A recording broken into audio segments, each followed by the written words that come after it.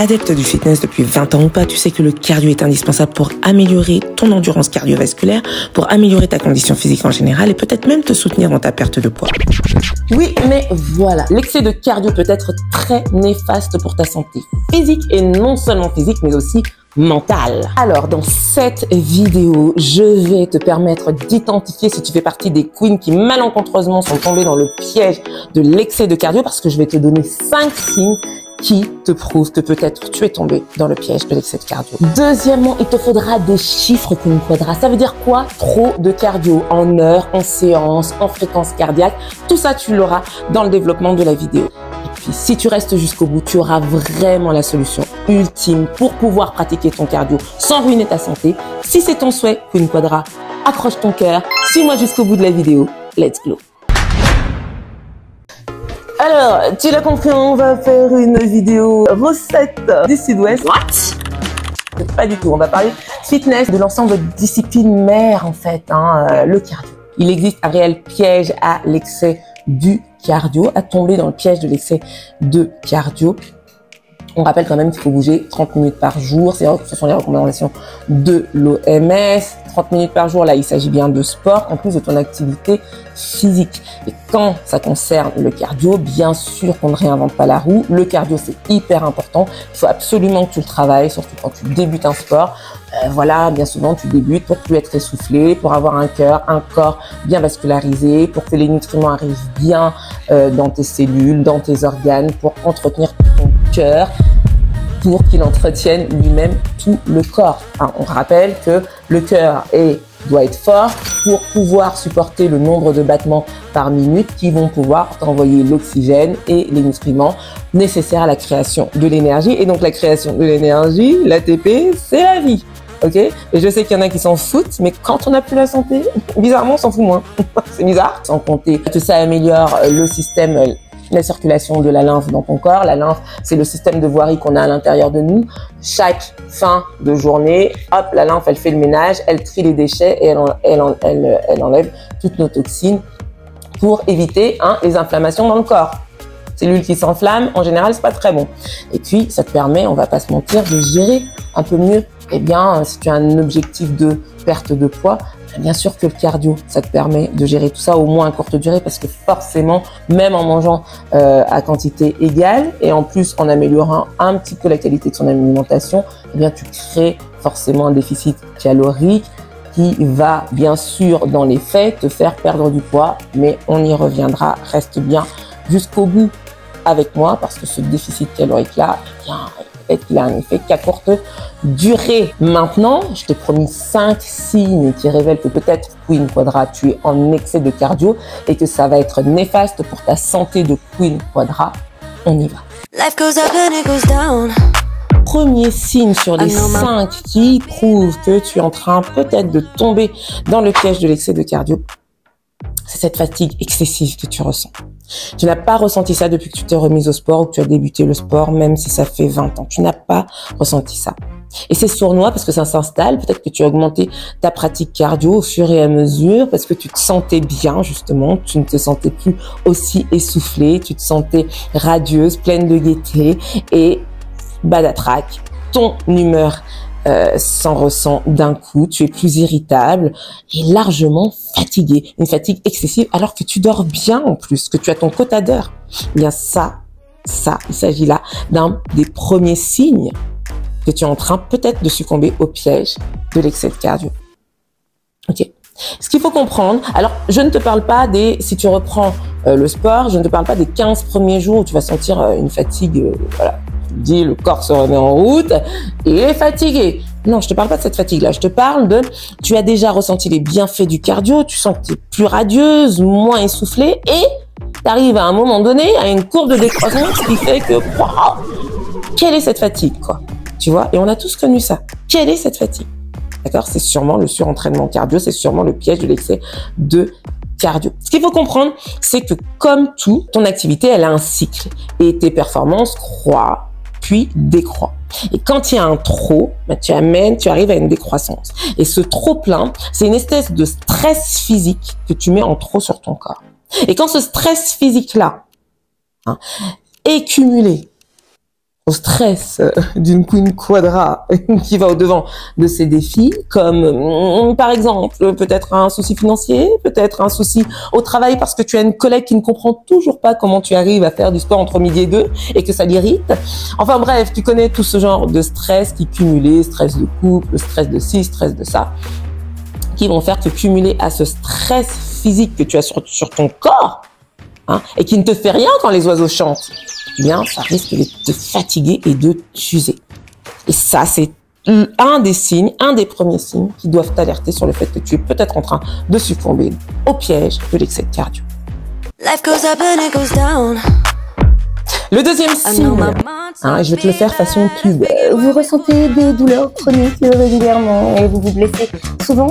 Peut-être que vous êtes tombé dans le piège de l'excès de cardio. Et oui, quand tu as des douleurs chroniques, articulaires surtout, qui se répètent comme ça, c'est que peut-être que tu es en train de tomber dans l'excès de cardio. D'accord ?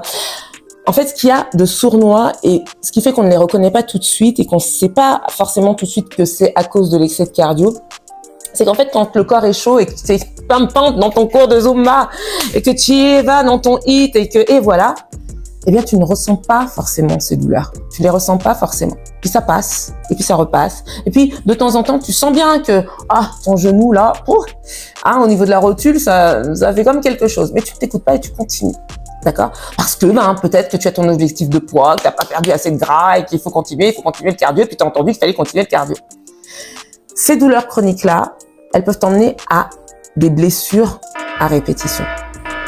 Et c'est là qu'il faut faire attention. C'est là que l'excès de cardio, c'est là que tu es en train de tomber dans le piège. Et là, c'est même pas forcément perceptible, c'est même pas forcément, j'allais dire, de ta faute. C'est très difficile de s'en rendre compte. Parce que tu sais en plus que les activités cardio, quand tu es dedans, ça t'apporte tellement de bien.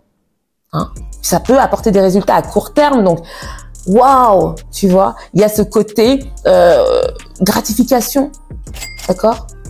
Il y a ce côté par rapport au renfort, avec des résultats beaucoup plus satisfaisants très vite avec le cardio. D'accord ? Et c'est ça le piège. Si tu ne t'écoutes pas, eh bien, tu n'écoutes pas ce que le corps te dit. Et à ce moment-là, la répétition des impacts, même s'il faut en faire régulièrement pour la densité de tes os, ça je te ramène à cette vidéo. Mais si c'est en excès, eh bien, cette douleur, un petit peu en incognito, tu vois, un petit peu, eh bien, va s'installer. Et tu vas continuer à faire du cardio dessus et ça risque d'être nuisible et néfaste à ta santé.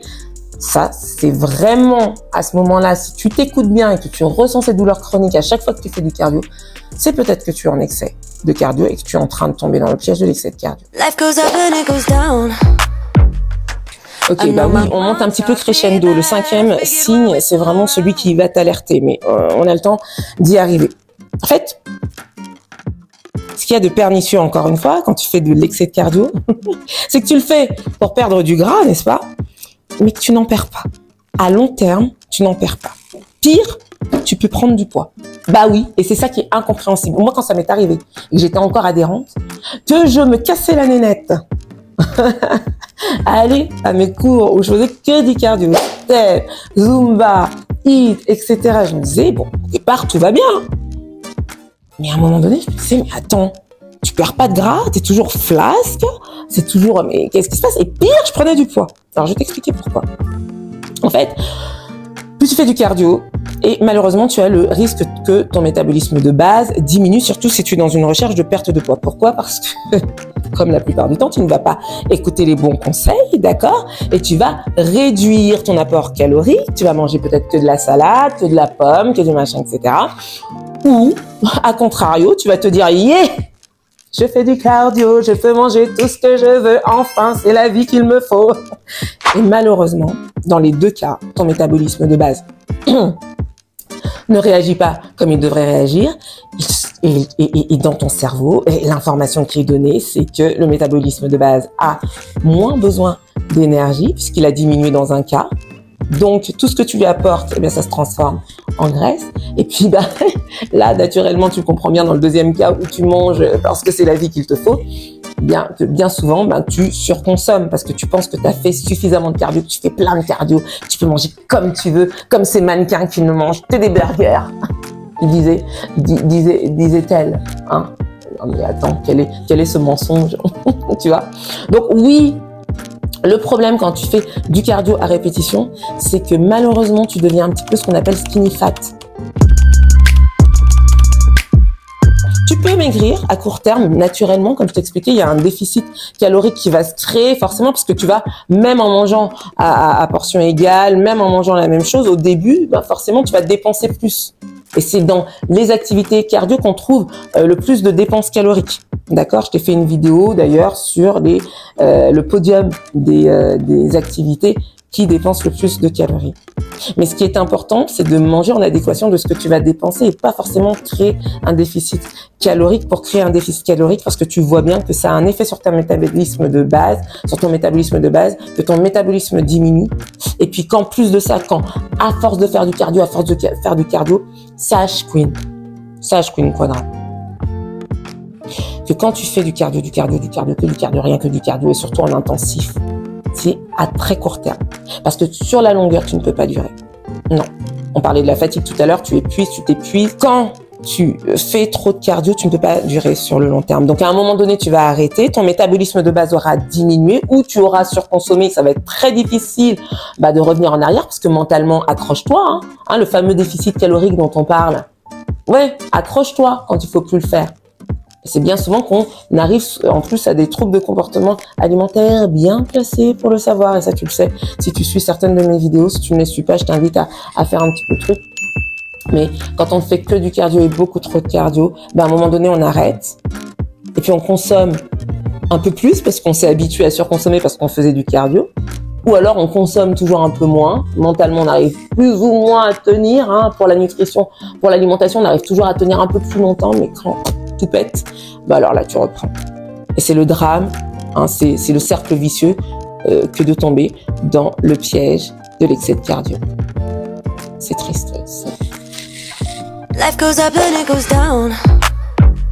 Le quatrième signe, Queen, là où il faut que tu prennes tes précautions, tu le sais, la stratégie d'une Queen Quadra, c'est pour ça que je t'ai intronisé en début de vidéo, en Queen Quadra, il faut que tu saches que quand tu es intronisé, tu as une stratégie à mettre en place, c'est d'augmenter ta masse musculaire pour augmenter ton métabolisme de base. D'accord? L'intérêt d'être une Queen Quadra et de faire du sport en tant que Queen Quadra, c'est ça.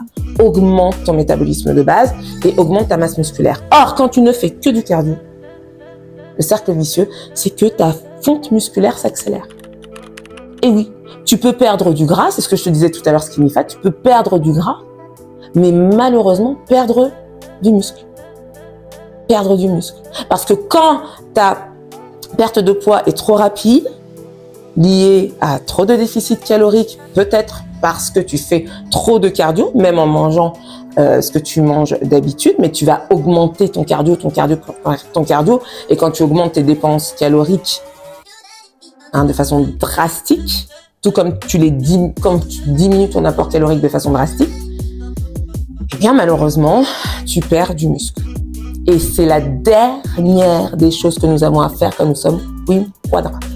C'est la dernière des choses à faire. La stratégie à mettre en place, je le répète et je le répéterai toujours, jusqu'à mes 80 balais sur YouTube. Il faut que tu augmentes ta masse musculaire pour augmenter ton métabolisme de base au repos. Vidéo, elle est là. Elle t'explique pourquoi. Quand ton métabolisme de base est fort, il consomme plus d'énergie au repos. Or, quand tu vieillis, tu as tendance à consommer moins d'énergie au repos. Si tu ne fais rien, forcément, tu prends du poids et tu t'attires des mauvaises graisses. Je te ramène à cette vidéo, vraiment. D'accord? Donc, le problème du trop de cardio, le problème de tomber dans le piège de l'excès de cardio, c'est ça. C'est ce risque-là. Je t'ai dit, ça allait aller crescendo. Et ce risque-là, il est pratiquement tout aussi grave que ce qui va suivre. Perdre du muscle, c'est la pire des choses qui peut t'arriver quand tu es Queen Quadra. La sarcopénie, c'est la pire des choses qui puissent t'arriver quand tu es Queen Quadra. C'est pour ça que moi, j'ai décidé de me mettre à de la musculation. Encore une fois, je te donne la vidéo avec mon collègue Axel qui te donne les premiers mouvements en musculation et pour savoir pourquoi il est si important de gagner en force musculaire. Parce que quand tu perds des muscles, tu perds en plus en force, et la force est reliée directement au système nerveux. Donc, plus tu améliores ta force en vieillissant, et plus tu maintiens un système nerveux actif. D'accord? C'est ça qui fait que tu es jeune dans ta tête, pimpy, et toujours quadra queen au top. D'accord? Donc, développe ta masse musculaire, et pour ça, il ne faut surtout pas que tu tombes dans le piège de l'excès de cardio. Parce que trop de cardio te fait fondre musculairement. Life goes up and it goes down. Eh bien oui, je le comprends bien, le suspense est à son comble pour ce 5e signe. Ce 5e signe, c'est qu'il faut que tu écoutes ton cœur. Oh, c'est beau, il faut que tu écoutes ton cœur. Il faut que tu saches si tu es plus essoufflé, si tu as comme des étaux qui se resserrent ou si tu as des points au cœur à ce niveau-là. D'accord? Alors que tu ne l'étais pas en commençant ton activité cardio, c'est sûrement que tu fais trop de cardio. Et là, warning, double warning, tu vas consulter direct. D'accord? Électrocardiogramme, etc. Très important. C'est-à-dire que le stress que tu vas mettre sur le cœur en faisant trop de cardio et en tombant dans ce piège de l'excès de cardio va faire que tu vas mettre un stress trop important sur ton cœur. Le cœur, il a une fréquence cardiaque maximale, il a un battement par minute, il a un battement par minute maximum qu'il doit respecter, et si tu es au-delà en faisant trop de cardio, tu l'épuises et il ne peut plus fonctionner correctement. Donc, la moindre sensation là de poids dans le cœur, dans la poitrine, à chaque fois pendant ou après l'effort, où tu récupères beaucoup moins bien, ou tu beaucoup trop essoufflé, c'est que tu fais trop de cardio. Je ne vais pas m'étendre là-dessus parce que ça me paraît très très clair. Et là, c'est attention danger. Là, on n'est plus dans je prends quelques kilos, etc. Non, non. Ok. Donc, on y va, on va consulter et on met le frein, on lève le pied. Très bien, maintenant qu'on a vu les 5 signes. Les 5 signes qui doivent te sonner l'alarme, qui doivent te tirer la sonnette d'alarme et qui te disent que tu es en train de succomber dans le piège, que tu es en train de tomber dans ce piège de l'excès de cardio. Venons-en à ce qui est tangible quand même, parce que oui, tout ça, c'est des signes, ce sont des choses très subjectives. Je te dis, il faut être suffisamment à l'écoute de son corps, et des fois, on n'est pas à l'écoute de son corps. C'est malheureux, c'est comme ça. On est tellement prise dans notre vie de quadra queen, à courir par-ci, par-là, qu'on ne s'écoute pas. Et ça, j'espère que dans cette communauté, personne ne va se jeter la pierre. On n'est pas là pour vous juger, parce qu'on sait à quel point c'est compliqué. On sait à quel point c'est compliqué. Maintenant, il y a quand même, bonne nouvelle, des chiffres, des choses très tangibles qui vont t'aider à constater que tu fais trop de cardio. D'accord? Le premier chiffre, c'est que tu fais plus de 60 minutes par jour. La recommandation pour le cardio de l'OMS, c'est 30 minutes à 60 minutes par jour. Donc oui, tu peux faire du cardio tous les jours. Oui, d'accord, modéré, même à intensif, du long cardio, des cardio d'endurance. Maintenant, si c'est au-delà de 60 minutes par jour, ça commence à devenir compliqué. Surtout si c'est 5 jours, 7 jours sur 7, tu vois. Donc ça, c'est le premier chiffre que je voulais te donner. Il y en a 8 au total. 2, tu fais par exemple plus de 2 hits par semaine, 2 hits intensifs où tu cravaches à fond. Ça, au-delà de 2 pour moi, il y en a qui vont me dire 3. Moi, je trouve que 2, quand tu reprends ou que tu n'es pas habitué, c'est une bonne base. Je parle bien de hits. Donc, High Intensity Internal Training. Dans HIIT, il y a donc HI pour haute intensité. Donc ça veut dire HIIT, tu cravaches, tu transpires. Au bout normalement de 15 minutes, tu te dis assez, laissez-moi tranquille. D'accord? Donc si tu fais ce genre d'activité-là, pas plus de 2 fois par semaine, surtout si tu fais déjà du cardio d'endurance long les autres jours de la semaine. D'ailleurs, si tu fais du cardio d'endurance long les autres jours de la semaine, réduit à un HIIT. D'accord? Mais tout ça, je vais t'en parler après. Troisième chiffre, tes séances de cardio HIIT excèdent 25 minutes tout compris. Donc, il faut savoir qu'un HIIT, on ne doit pas dépasser les 23 à 25 minutes. Encore une fois, tu dois le faire de façon intensive. C'est-à-dire que tu dois arriver à là, t'en peux plus. Mais si tu dépasses 25 minutes, c'est soit que tu t'es pas donné à fond, t'as parlé avec Carole à côté de toi, et ça, normalement, tu peux pas dans le HIIT, ou soit, tu es dans cet excès de cardio, tu vois. Ok. dans cet excès de cardio. Et normalement, après un hit, on ne fait pas de cardio. D'accord? Donc des fois, c'est difficile, je conçois, quand tu pars pour faire ton sport de toute la semaine. Ben oui, t'as que ce jour-là à faire, je conçois, c'est difficile. Ben, choisis par exemple de faire modérément, par exemple ta Zumba et le hit à fond ou inversement, d'accord? Ou fais un hit d'autre chose en renforcement par exemple. Mais excéder 25 minutes et faire du cardio derrière, c'est mauvais pour ton cœur, c'est mauvais pour toutes les raisons qu'on a vues tout à l'heure. Ok? Le quatrième chiffre et la quatrième donnée, j'ai envie de te dire, c'est que tu ne fais que du cardio et surtout que du cardio intensif. Toutes tes séances ne sont composées que de cardio intensif. Donc ça, c'est un signe que, aïe, aïe, aïe, trop de cardio, tu es dans le piège de l'excès de cardio. La cinquième donnée chiffrée, c'est que tu as une fréquence cardiaque qui est anormalement élevée au réveil. D'accord? Encore une fois, si tu es fan d'appareils connectés, ou que tu prends ton pouls le matin ou même sans le prendre, tu sens que quand tu te réveilles le matin, ça pulse, ça pulse, ça pulse, alors que ça ne le faisait pas lorsque tu as débuté le cardio, c'est que tu fais trop de cardio. Ça, c'est au repos. Quand tu te réveilles le matin, normalement, ta fréquence cardiaque, normalement, elle doit être entre 60 et 100. Moi, par exemple, elle est à 57 parce que on dit que j'ai un cœur de sportif depuis toujours. Je sais pas d'où ils ont vu depuis toujours, mais en tout cas depuis que je fais du sport, j'ai ce cœur-là. En attendant, tout ça est à vérifier chaque année, une fois par an, à partir de 40 ans, chez un cardiologue. Je sais qu'il y a plus beaucoup de place et qu'il faut prendre qu'il y a des délais très longs maintenant chez les spécialistes, mais idéalement, faire un électrocardiogramme tous les ans est très important. Je te dis ça, je suis en retard, il faudrait que j'aille le faire. Je l'ai fait en tout cas à 40 ans, il faut faire le point là-dessus et vraiment il faut faire cet électrocardiogramme une fois par an ou vive les montres connectées si tu as une montre connectée. Je crois que ça a ce type de fonction ou les applications, au moins te donner une estimation. Quand tu es en plein effort, il faut que ta fréquence cardiaque soit de 50 à 70%. Soit 50% ou 70% de ta fréquence cardiaque maximale. Je m'explique. La fréquence maximale, c'est, comme je te disais tout à l'heure, les battements par minute maximum, le nombre de battements maximum que ton cœur peut donner pour pomper. Au-delà,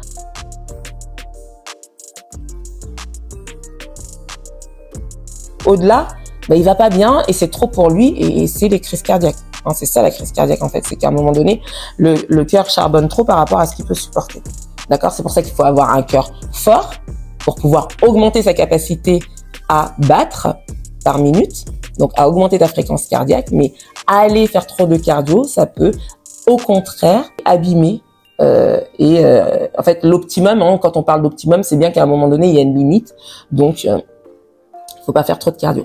Pour calculer ta fréquence cardiaque, si tu n'as pas une Apple Watch, tu fais 220 moins ton âge, d'accord? Et ça te donne, même si c'est pas très précis, je le conçois, ça te donne une estimation de ce que tu dois pas dépasser. Et si pendant ton effort, tu as ta montre, comme la plupart des filles que je vois en cours, des femmes que je vois en cours qui regardent leur montre pour savoir si tout va bien, mais il faut pas que tu excèdes les 50 à 70%. Ça veut dire que sur le coup même, tu es dans un excès de cardio. Et si tu fais ce genre de séance à répétition, tu es en plus de ça à répétition sur un excès de cardio. Donc, évite ce piège-là d'excès de cardio en contrôlant ta fréquence cardiaque. Je voulais m'y arrêter un peu plus. C'est un peu plus chiffré, technique, mais c'est important. C'est des choses qu'on a à notre disposition. C'est des choses qu'on doit savoir.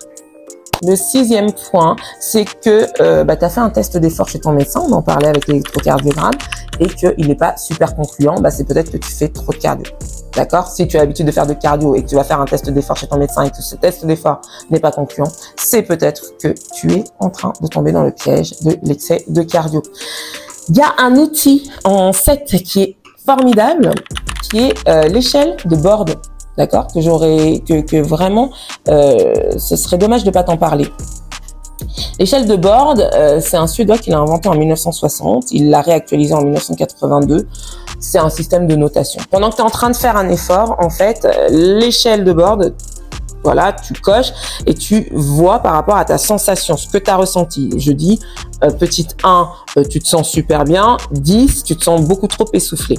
D'accord? Et il y a des couleurs, des variations qui font que tu vas estimer ton ressenti pendant l'effort. Et cette estimation, elle va te donner un score avec bien une appréciation qui va te dire si oui ou non, en gros, très simplifié, si oui ou non tu as besoin de réduire le cardio ou de ne pas réduire le cardio. En gros, si tu fais une activité qui d'un coup, comme je te disais tout à l'heure, te demande beaucoup d'efforts ou tu te sens beaucoup plus essoufflé alors que tu fais tout le temps cette activité, c'est peut-être que tu l'as fait trop régulièrement ou c'est peut-être que à ce moment-là, eh bien, tu es en excès de cardio. Donc très intéressant, je te la mettrai en description. Ça s'appelle l'échelle de Bord de Gunnar Bord, qui a été créée en 1960, réactualisée en 1982 avec une notation plus simple de 1 à 10 en 1982. Et puis enfin, le 8e point et le 8e chiffre que je peux te donner, c'est que si tu as du mal à récupérer quand après un cours, on revient toujours au calme, si tu es un bon prof, c'est obligatoire, tu reviens au calme. Et si après un cours cardio, alors que tu es habitué à en faire, eh bien, il te faut plus de 5 minutes pour récupérer, plusieurs fois d'affilée, c'est pas bon. Je pense que c'est parce que tu fais trop de cardio. D'accord? Tu es en train de glisser dans le piège. Ok? Donc vraiment, ça, c'est un truc à prendre en compte. Tu vois qu'il y a beaucoup de subjectivité et de ressenti. Et puis, il y a des chiffres tangibles comme ces 8 chiffres et ces 8 points que je t'ai développés là. Alors Queen, maintenant, tu vas me dire, t'es bien sympa, Béa, tu nous as bien fait peur, ça se trouve, je fais trop de cardio, etc. Tu sais, c'est comme quand on va voir une maladie sur Internet, t'as l'impression d'avoir tous les symptômes les plus graves. C'est pas ce que je veux créer chez toi, Queen Quadra. Je veux juste te répondre non seulement aux gentils commentaires que j'ai eu lors d'une dernière vidéo, mais et qui me proposait de faire une vidéo sur ce thème. C'est pour ça que j'ai voulu dive et creuser vraiment que tu aies pas mal d'éléments et que tu te rendes compte qu'on peut s'aider dans cette communauté à savoir. D'ailleurs, donne-moi en commentaire si tu m'as suivi jusqu'au bout. Dis-moi, évite le piège, écris évite le piège en commentaire et puis donne-nous ton retour d'expérience, peut-être ce qui t'est déjà arrivé, comme moi, je t'ai donné tout à l'heure. On est là pour s'aider, on est là pour ne pas s'alarmer, mais il y a des réalités et le piège de l'excès de cardio, il existe bien. Quelle est la solution selon toi? Le renforcement musculaire. Et oui, je t'en ai déjà un petit peu parlé tout à l'heure. Il faut te renforcer.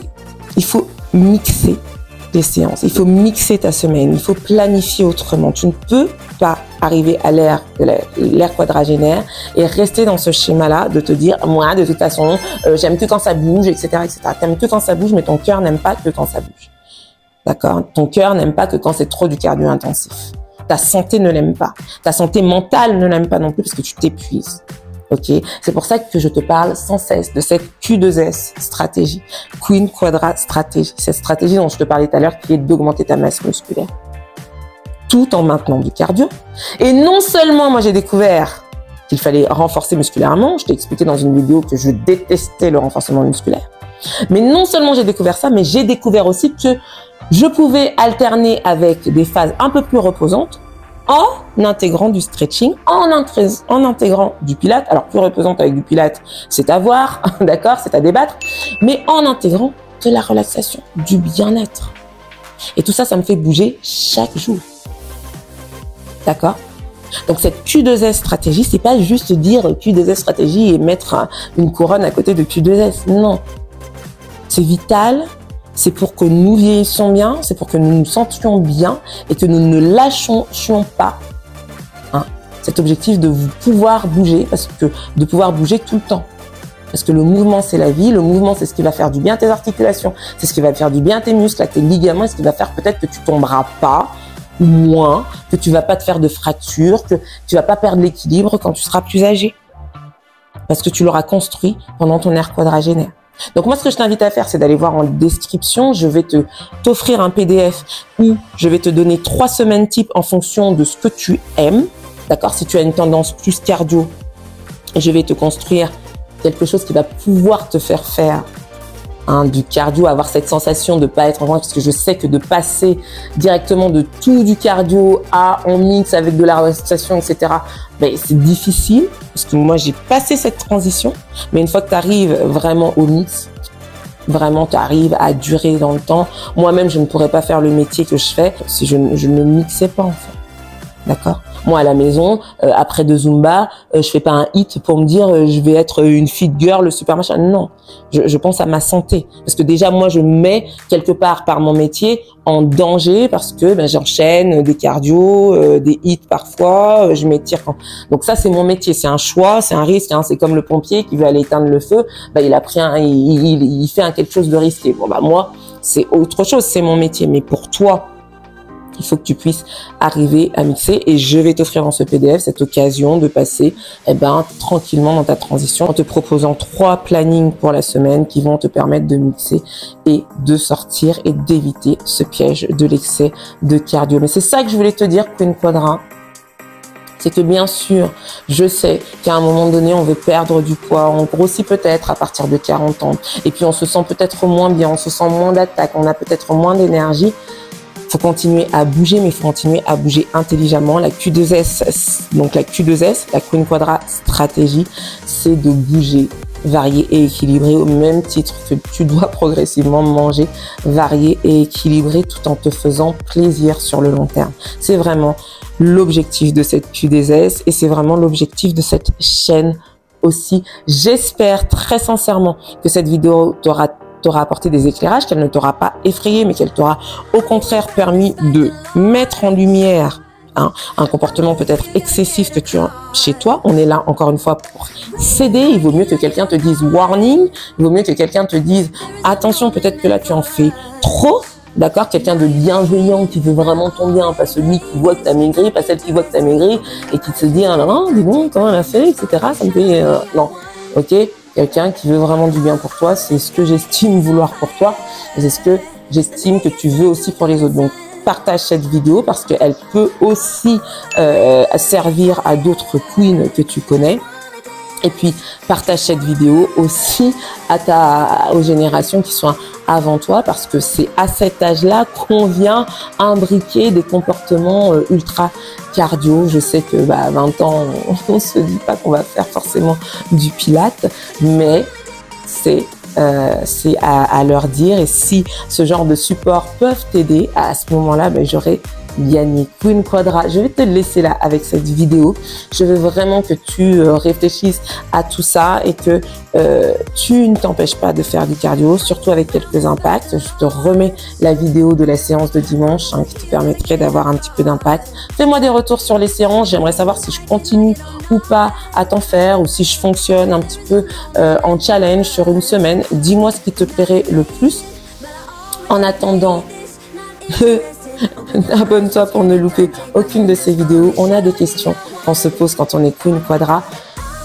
On n'est pas éteinte, on est encore là et on a de quoi briller. Alors, continue à me suivre et je te remercie d'avoir regardé cette vidéo jusqu'au bout. Si c'est le cas, n'oublie pas de dire j'évite le piège d'excès de cardio en commentaire.